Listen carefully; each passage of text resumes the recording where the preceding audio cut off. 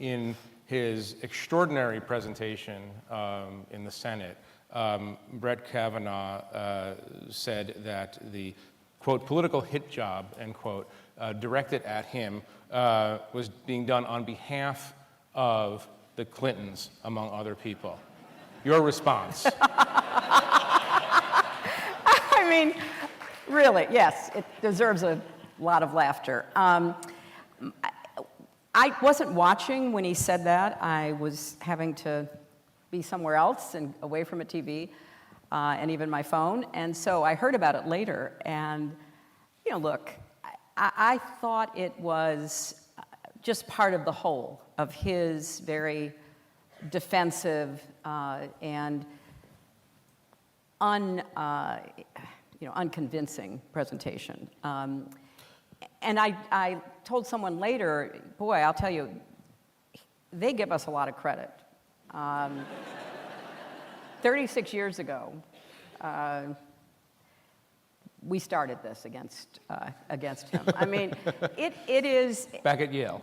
Yeah, well, even before, in high school, apparently. So I don't, look, I want the FBI to conduct as thorough an investigation as they possibly can within whatever restraints are imposed upon them. But I think for anyone who believes there's such a thing as a judicial temperament and that we want judges, particularly those on our highest court, to approach issues, approach plaintiffs and defendants with a sense of fairness, that there's a lot to be concerned about. Right. No vast left-wing conspiracy organized by you against Brett Kavanaugh. It would have had to have happened starting 36 years ago, and that seems a stretch even for the vast right-wing conspiracy stories about me. Can I ask you a question about that language?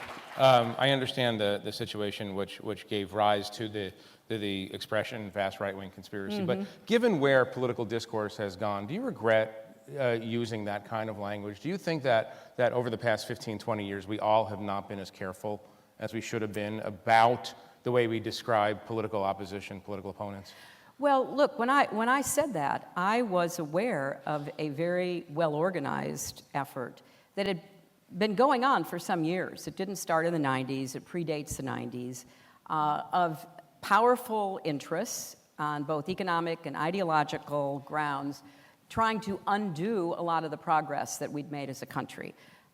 They were against, some of them against the New Deal, maybe some against, the progressive era back in the turn of the last century, but they were certainly against the Great Society, against a lot of what President Johnson was able to accomplish in terms of supporting people, providing Medicaid, providing Medicare.